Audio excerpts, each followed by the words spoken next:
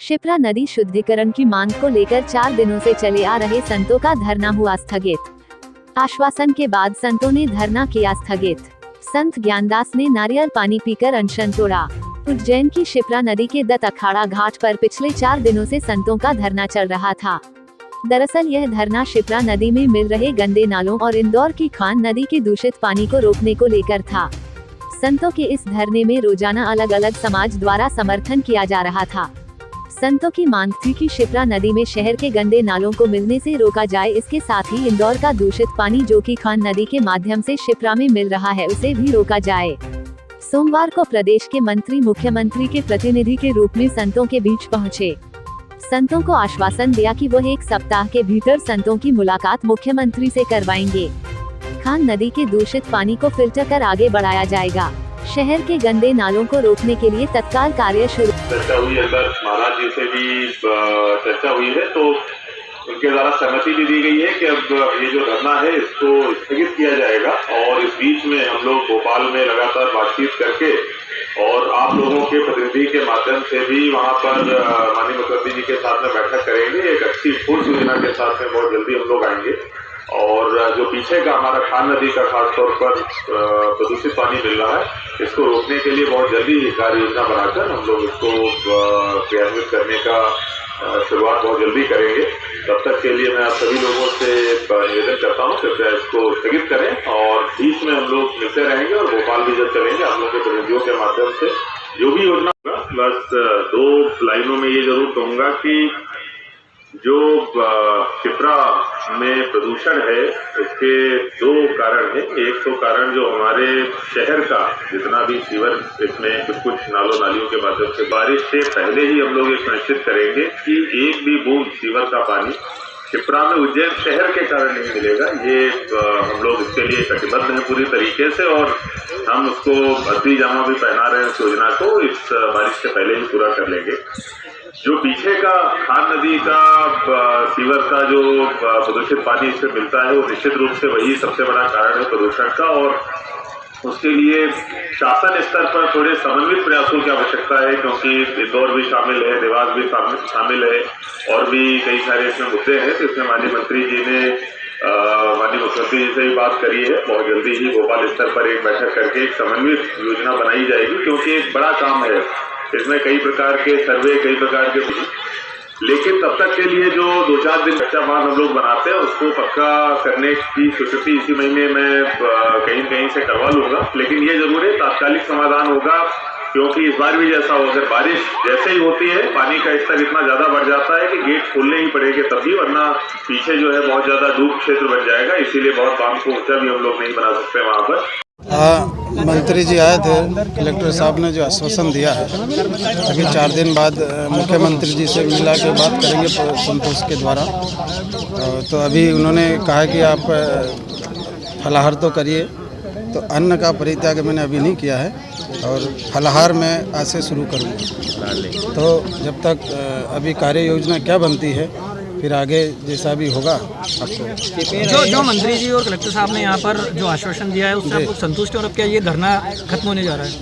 हाँ, संतुष्ट तो उनकी बातों से तो ऐसा विशेष कोई लगता नहीं है, लेकिन वो बोले कि अभी 4 दिन वो बनारस काशी में कार्यक्रम चलता है, उसके बाद जो है जैसा भी होगा मुख्यमंत्री जी के सामने बैठ करके ये सब चर्चा को विस्तार से कर लेंगे और सारा ये काम को हल करेंगे। अभी धरना खत्म कर देंगे, स्थगित है थोड़ा।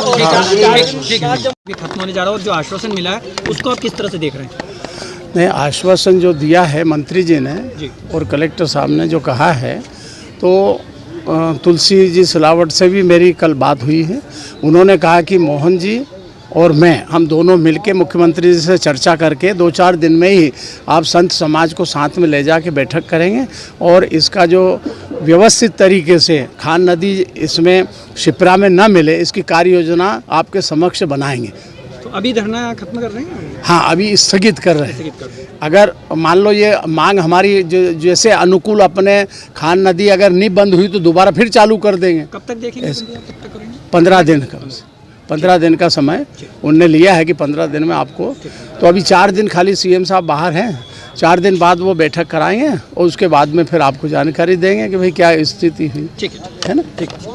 देखिए, शिप्रा शुद्धिकरण के 2 भाग हैं। अगर मैं बात करूं, पहला जो भाग है कि जो उज्जैन शहर से जो सीवर मिलता है शिप्रा में और जो शिप्रा को अशुद्ध करता है, उसके लिए विस्तृत प्लानिंग हमारे द्वारा करी जा चुकी है और जो टाटा वाला काम पूरा हो रहा है उसको पूरा करने से पहले ही आगामी 3-4 महीने में जो हमारी ट्रंक लाइन का काम है और सीवर को शुद्ध करने का जो काम है वो हम लोग पूरा कर लेंगे। और मुझे पूरी उम्मीद है कि मार्च अप्रैल तक, मतलब आगामी बारिश से पहले ही, उज्जैन शहर का एक भी बूंद सीवर का शिप्रा में नहीं मिलेगा। ये हम लोगों की प्लानिंग पूरी हो गई है और 100% हम लोग एग्जीक्यूशन कर लेंगे। जो मुख्य भी समस्या है कि जो पीछे से खान नदी का गंदा पानी मिलता है वो हमारे लिए ज़रूर समस्या का विषय बना हुआ है। जैसा आज माननीय मंत्री मोहन यादव जी ने बात भी करी है, शासन स्तर पर भी बात करी है, इंदौर प्रशासन से भी बात करी है, वहाँ के लिए ज़रूर निश्चित रूप से कोई ठोस योजना बनाए जाने की आवश्यकता है जो बनाई जाएगी। ये ज़रूर है कि तात्कालिक तौर पर इसका समाधान करने के लिए एक जो अभी कच्चा बांध जो बह गया था शनिचर अमावस्या के समय, वहाँ पर हम लोग पक्का बांध जरूर बना देंगे। हालांकि बहुत ही तात्कालिक वो होगा, क्योंकि बहुत ऊंचा बांध हम इसलिए नहीं बना सकते। अगर ऊंचा बांध बनाएंगे तो पीछे वाला क्षेत्र जो है वो डूब में आ जाएगा। इसीलिए एक निश्चित ऊंचाई का बांध हम लोग बनाएंगे जो तात्कालिक तौर पर अगर 2-3 दिनों के लिए पानी को रोकना हो तो निश्चित रूप से हम लोग उसको रोक सकेंगे। ये भी है, जैसा इस बार हुआ था, अगर बारिश कहीं ज़्यादा हो जाती है तो निश्चित रूप से पानी की मात्रा इतनी ज़्यादा बढ़ जाएगी कि या तो गेट ही खोलने पड़ेंगे, उसके ऊपर से भी पानी बहेगा। लेकिन फिर भी 1-2 दिनों को होल्ड करने के लिए हम लोग इसी महीने में उसको स्वीकृति देकर काम को जल्दी चालू करवाएंगे। लेकिन जो मुख्य समस्या है कि जो पीछे का पानी आ रहा है उसको किस किस तरीके से स्रोत पे ही पहचान की जाए सीवर की और वहाँ पर उसको ट्रीट करने का काम किया जाए, इस संबंध में शासन स्तर पर बातचीत करके बहुत जल्दी ही किसी हल को जो है हम लोग निकालेंगे और एक कार्ययोजना बनाकर इस पर कार्य करना शुरू करेंगे। सर, धरना कब तक चलता रहेगा या समाप्त हो गया है? और देखिए, अभी स्थगित करने के लिए जो महाराज हैं उनसे जो हमारी बात हुई, माननीय मंत्री जी की बात हुई, तो उस पर स्थगित करने के लिए तैयार हो गए हैं। चूँकि जो उनके द्वारा ध्यान आकृष्ट जो करना था उसके कारण जो है इस पर चर्चाएँ चालू हो गई हैं और निश्चित रूप से प्लान बहुत जल्दी बनाया जाएगा। लेकिन ये बड़ा काम है, कोई 1-2 दिनों में 1-2 महीने में होने वाला काम नहीं है। एसटीपी अगर कहीं पर प्लान भी होता है तो पहले उसको प्लान करना, फिर उसका टेंडरिंग करना, फिर उसको बनना, फिर उसके लिए राशि का इंतजाम करना काफ़ी एक बड़ी प्रोसेस है। तो हम लोग एक विस्तृत कार्ययोजना जरूर अभी इस महीने बना लेंगे। लेकिन 23 दिन पहले शंकराचार्य चौराहे से गायब 1.5 साल की बालिका मोरवी गुजरात से मिली। मोबाइल टावर से फोन की लोकेशन तलाशते हुए आरोपी दंपत्ति तक पहुंची पुलिस टीम। पकड़ाने के बाद दंपत्ति बोले, हमारे यहाँ बच्चा नहीं था, पालने के लिए ले गए थे। दोनों हिरासत में, बालिका को परिजनों के सुपुर्द किया। उज्जैन में 23 दिन पहले शंकराचार्य चौराहे से गायब किशोरी को महाकाल पुलिस ने मोरवी गुजरात से बरामद किया। उसका अपहरण कर ले जाने वाले देवास के दंपत्ति को भी पकड़ा। बालिका का मेडिकल कराने के बाद परिजनों के सुपुर्द किया गया। खास बात यह कि बालिका का सुराग लगाने के लिए पुलिस ने PSTN सॉफ्टवेयर की मदद ली और बालिका को सकुशल परिजनों तक पहुंचाया। पुलिस ने मोरवी गुजरात से ऋतु पति अरविंद गोसा 24 वर्ष निवासी अमोना देवास और अरविंद पिता अशोक गोसा 29 वर्ष को हिरासत में लिया। उनके पास से राजेश मालवीय की 1.5 वर्षीय बच्ची भी बरामद हुई। तीनों को पुलिस उज्जैन लेकर आई। यहाँ दंपत्ति ने पुलिस को बताया कि शादी के बाद 4 साल से बच्चा नहीं हो रहा था। उज्जैन घूमने आए थे, यहाँ बच्ची को धूल में खेलते देखा तो मातृत्व जागा, इस कारण उसे पालने के लिए उठाकर ले गए थे। राजेश पिता रतनलाल मालवीय निवासी भैंसुनी हलमुकाम मुल्लापुरा मार्ग शंकराचार्य चौराहा के 6 बच्चे हैं। राजेश मालवीय पत्नी के साथ पन्नी बीनने का काम करता है। 20 नवंबर को राजेश अपने बच्चों को घर पर छोड़कर पन्नी बीनने गया था। इसी दौरान एक मोटरसाइकिल पर सवार दंपत्ति उसकी 6 वर्षीय बेटी व 1.5 वर्षीय बेटी को किसी बहाने से बाइक पर बैठा कर ले गए। बड़ी बेटी देवास पुलिस को चामुंडा माता चौराहे पर लावारिस हालत में मिली। नाम पता पूछने के बाद उसे महाकाल पुलिस को सौंपा। यहाँ राजेश मालवीय अपनी दोनों बेटियों के लापता होने की सूचना देने पहुंचा तो पुलिस ने बड़ी बेटी को उसके सुपुर्द किया, साथ ही 1.5 वर्षीय बालिका के अपहरण की रिपोर्ट दर्ज कर उसकी तलाश शुरू की। पुलिस ने बताया कि घटना दिनांक व समय पर शंकराचार्य चौराहे पर एक्टिव मोबाइलों की लोकेशन व नंबर ट्रेस किए। CCTV फुटेज के आधार पर बाइक नंबर और बाइक पर बैठे दंपत्ति को भी देखा। उक्त बाइक पर दंपत्ति दोनों बच्चियों को बैठाकर जूना सोमवारिया होते हुए चामुंडा चौराहे तक कैमरे में कैद हुए थे। यहीं पर उनका मोबाइल भी PS3 सॉफ्टवेयर की मदद से ट्रेस हुआ। साइबर सेल की मदद ली तो पता चला कि यह मोबाइल उज्जैन से देवास और उसके बाद मोरबी गुजरात में एक्टिव है। इसी आधार पर दंपत्ति की कैमरे में कैद photo, bike number, mobile number के आधार पर मोरबी में दबिश दी गई। 2 बच्चियां गायब हुई थी, जिसमें एक 7 साल की बच्ची और एक 1.5 साल की बच्ची। जैसे ही ये पुलिस की जानकारी में आया तो एक गंभीर विषय होने की वजह से तत्काल ही उस बच्ची जो 7 साल की बच्ची है उसको रिकवर किया गया था। लेकिन एक 1.5 साल की बच्ची के संदर्भ में जो प्राथमिक तौर पे बात आई थी कि एक युवक युवती हैं जिन्होंने इनको दोनों बच्चियों को चॉकलेट देने के बहाने से बुलाया था और उसको लेकर छोटी बच्ची को लेकर चले गए थे। क्योंकि बच्ची 1.5 साल की थी इसलिए उसको ढूंढने में निश्चित तौर पर पुलिस के लिए बड़ा मुश्किल काम था।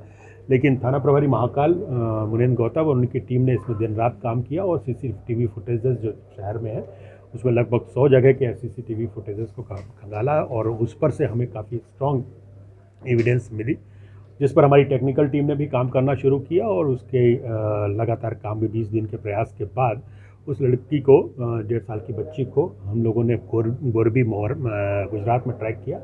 वहाँ टीम पहुँची, जैसे ही उन लोगों को जानकारी मिली तो उसके बाद वो लोग वहाँ से मूव कर गए थे, लेकिन हमारी टीम लगातार चेस करती रही और कल उसको बच्ची को हमने रिकवर किया है, सकुशल रिकवर करके उनके परिजनों को सौंपा है। और निश्चित तौर पर ये थाना प्रभारी महाकाल और उनकी टीम जो है काफ़ी मेहनत से काम किया है। IG साहब के स्तर से इसमें इनाम की घोषणा। सर, ये रहने वाले कहाँ के थे और उनका क्या उद्देश्य था बच्ची को ले जाने का? अभी तक जो बात उनसे सामने आई है कि ये जो दंपत्ति है और ये देवास पे रहते हैं और इनका कोई बच्चा नहीं था और ये लोग कार्तिक मेला जो चल रहा है उस पर आए थे और 3-4 दिन से वहाँ रुके हुए थे और इस बच्ची को ट्रैक किया और उसके बाद इसको लेकर गए। सर, अभी तक कितने बालक बालिकाएं रिकवर?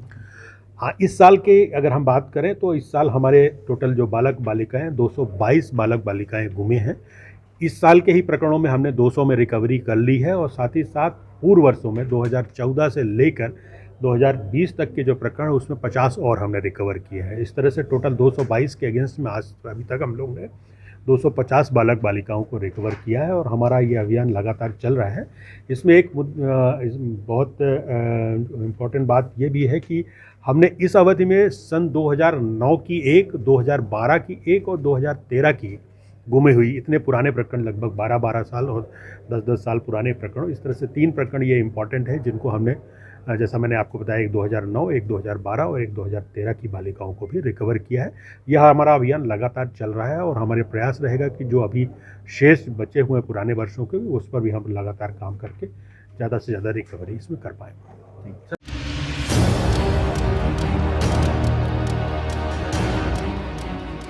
कालिदास अकादमी में आयोजित 12 दिवसीय हस्तशिल्प मेले का हुआ समापन। देर रात तक लोगों ने की खरीदारी। उज्जैन की कालिदास अकादमी में 2 वर्ष बाद इस वर्ष फिर से हस्तशिल्प मेले का आयोजन हुआ। 1 दिसंबर से 12 दिसंबर तक चले इस मेले में बड़ी संख्या में शहरवासी पहुंचे। रविवार रात्रि को मेले का समापन हो गया। अंतिम दिन होने के कारण यहां देर रात तक शहरवासी खरीदारी करते नजर आए। दरअसल हस्तशिल्प मेले में देश भर से करीब 300 दुकानदारों ने अपनी दुकानें लगाई थी। यह मेला जिला पंचायत द्वारा आयोजित किया जाता है। इसमें हस्तशिल्प से संबंधित सामग्री बिक्री के लिए आती है।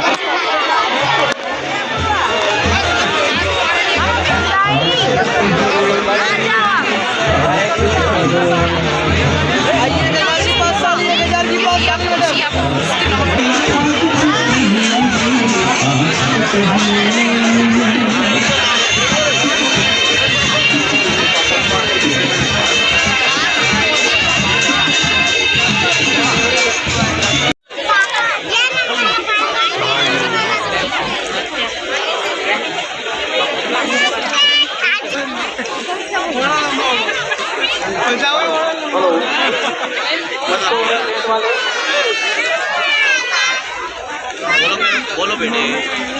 हाँ, ले ले।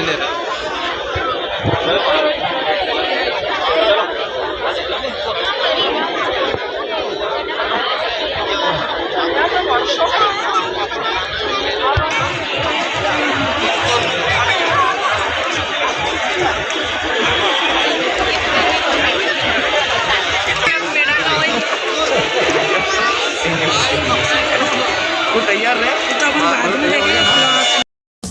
देश विदेश गांव शहर सब पे नजर सबकी खबर, नया रूप है नए है रंग, सबको समेटे अपने संग।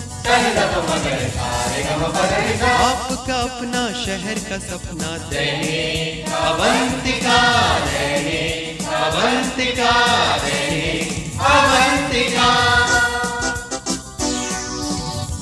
राजनीति फिल्मी बातें सब कुछ ही हम इसमें पाते, घर होटल ऑफिस या दफ्तर, क्लर्क प्यून या हो फिर अफसर, सबका चहेता सबका प्यारा दैनिक अवंतिका, दैनिक अवंतिका, दैनिक अवंतिका।